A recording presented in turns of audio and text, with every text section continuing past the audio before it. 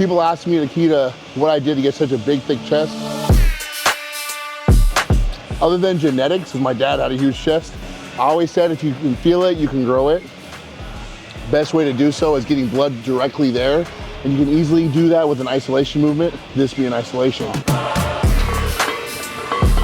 Hi.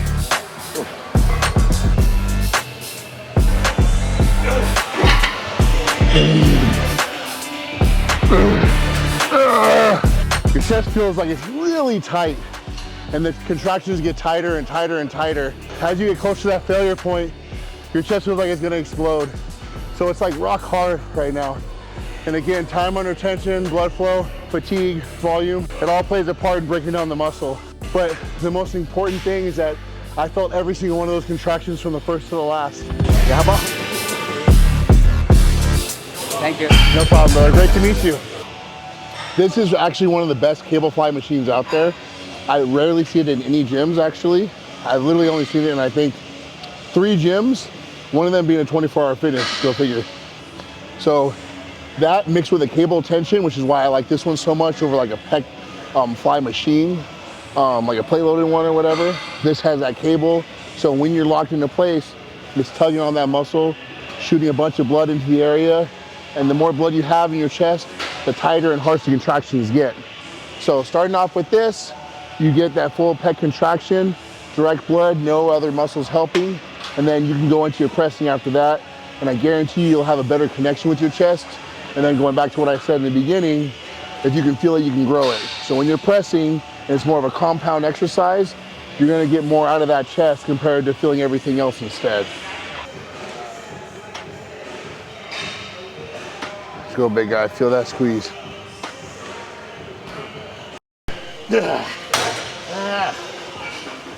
You know, they say that the pump doesn't lead to muscle growth, or it's not the driving factor, but if you're experiencing a solid chest pump, that is saying that you are stressing the muscles that you're working. So for those that don't think the pump matters, they are completely wrong. The pump is the cure and the key to growth. Remember that. If you're noticing at the bottom, there's almost like a pause before I go back up. I'm killing all momentum so that the contraction is very harsh coming out the bottom. Because the key is to make a movement as difficult as possible. That's bodybuilding. Oh. If you can eliminate ego, I promise you'll get more out of bodybuilding. You can get very far with ego, but how far can you get without getting hurt? You know, that shirt says no compromises, but I'm not gonna lie, if you offered me those McDonald's cookies, it's a different story. I will definitely compromise. When she saw me on the outside before she got to know who I was, she said, the way you look on the outside does not match the person that I know now. Okay. And I'm like, you know, it's just because I'm a big muscular guy doesn't mean that I take myself seriously, you know? Like, I think it's dumb when people take themselves too seriously. Like, life's short, have fun, like, laugh at yourself, you know? Like, so, yeah, you can't out-muscle a good time, you know? Yeah.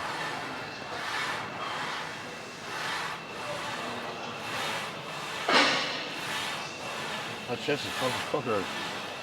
That's why that's my favorite movement. No, so that movement that we started with is my favorite movement for chest. Okay. Yeah, this is second. I was gonna say a close second, but honestly, nothing beats that movement over there. Yeah. If I had to choose one movement for my chest for the rest of my career, it'd be that one. That's how much I like that one. But as you guys see, we moved on to the Smith. Smith is obviously a compound or the mass builder, quote unquote. Anything to put mass on your body, but this one, it's a compound, so you can actually load up the weight more. I probably won't go past 3 plates here. I've gone as heavy as 5 plates, but again, the smarter I got with training, you can get a lot done with 2 or 3, you know? So, but you're gonna see us warm up our elbows and triceps. I've talked about this before on shoulder day. You still need to get those hinging muscles and assisting muscles just as warm as you did your chest. So it's a little bit of a quicker warm up on this one, but it's more so for, like I just said, the triceps, elbows, front of the shoulders, stuff like that. Jordans or 11s. Jordans are a must in the gym. I'm a sneakerhead, right? And I'm a bodybuilder. I don't really go out anymore. Yeah. So I buy shoes just to run for the gym. I run for the gym. That's the way to do it. Never run again. The Haka. Oh, Haka. The running shoes. Those are my daily. They're really soft. Those are my daily shoes. So we talk about feeling weight. That's enough to really stress my chest. And now I'm gonna put volume behind it, meaning sets and reps. So I did 12 reps here. I didn't take it to failure. But as I keep doing my sets, so I'll do about 2 more, totaling 3. By that last set, it's gonna pretty much be a failure set. So I can push the volume farther, get more time under tension, more reps, without killing my central nervous system and taking away from the connection that I'm feeling with the weight.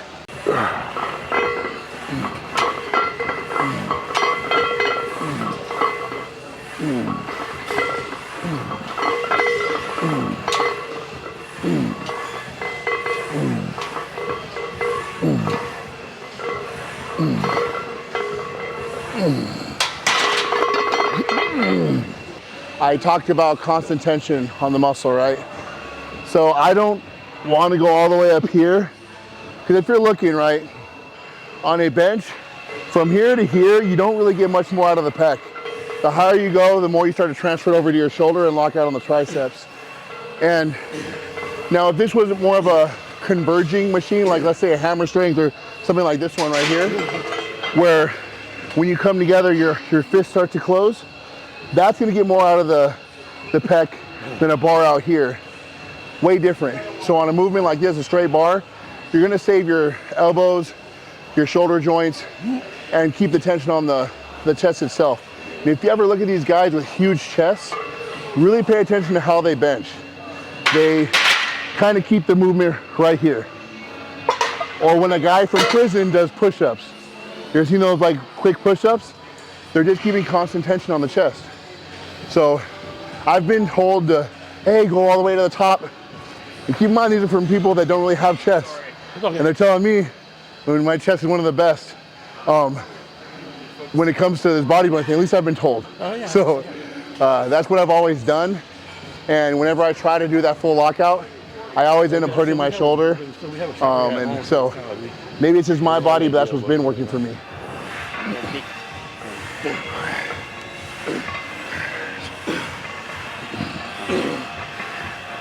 I hold it.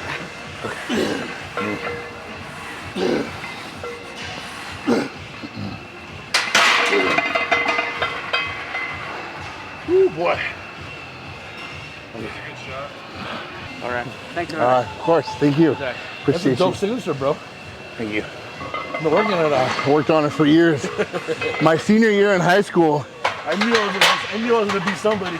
yeah, I just was like, you know what? I know I'm gonna be signing a lot of shit one day. So here we are.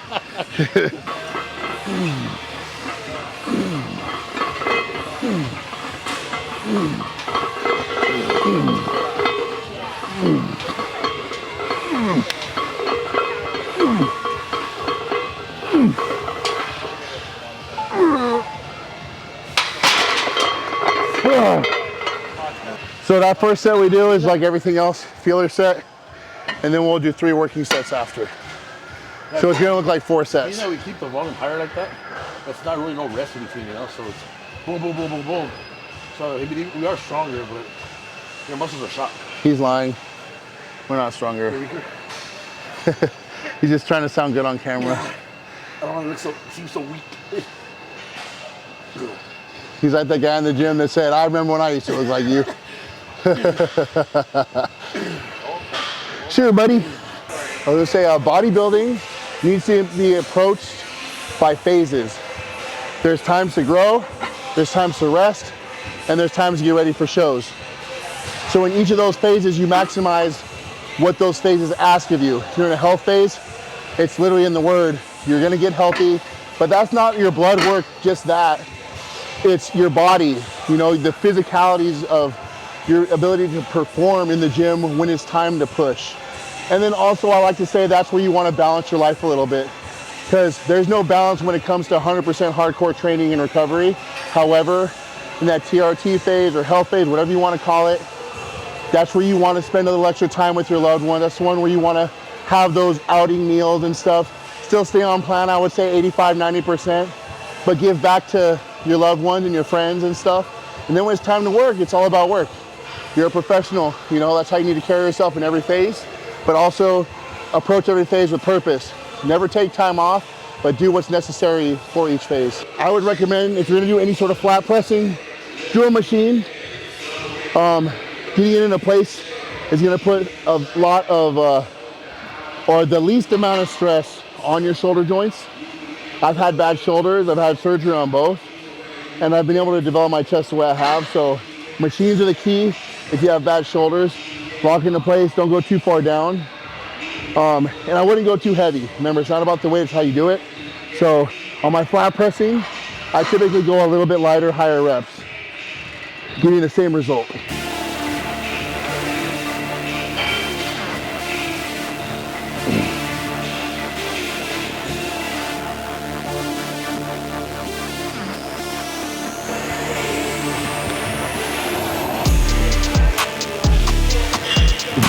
Jay Cutler said it best.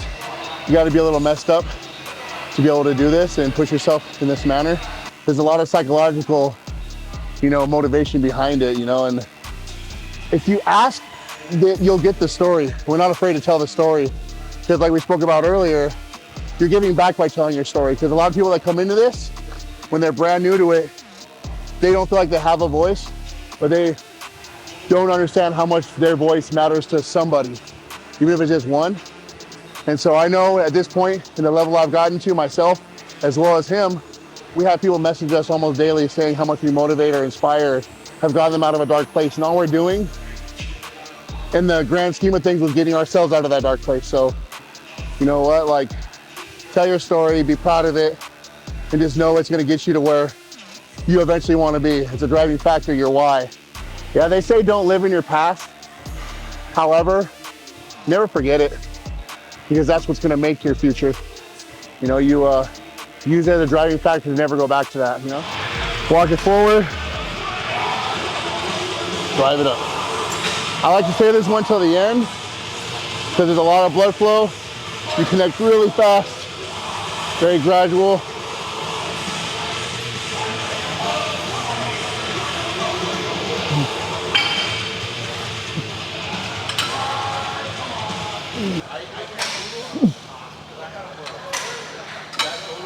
So really filling up that area right here that most people want. So when you hit like your side chest and stuff, you have all that volume to the chest up there. When you see me gradually move the weight, I'm building up that like dense muscle tissue. It's a harsh contraction. It may not look explosive, but it's a true contraction from the bottom up. And so I'm getting the most out of every single fiber that I can. Doesn't matter if I'm doing that with 10 reps, 12 reps, 20 reps. The contractions are purposeful, and I'm taking it to that almost failure point, sometimes even that failure point, depending on which set I'm on. So. Oh yeah. It's maybe only like 4 or 5 seasons deep. About 10 years ago. Great series though. It's good. Yeah, it's on HBO, so you want to try to watch it. He's a sports agent, so most of the sports agent shit. Yeah. But this one has like a $500,000 LED screen, and they got it on discount for $500,000. Fuck.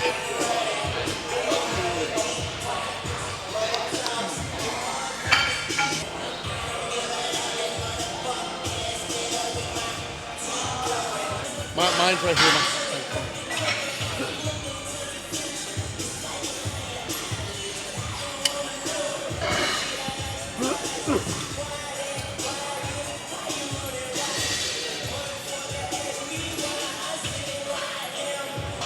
What's fun to say? It's still sick, bro.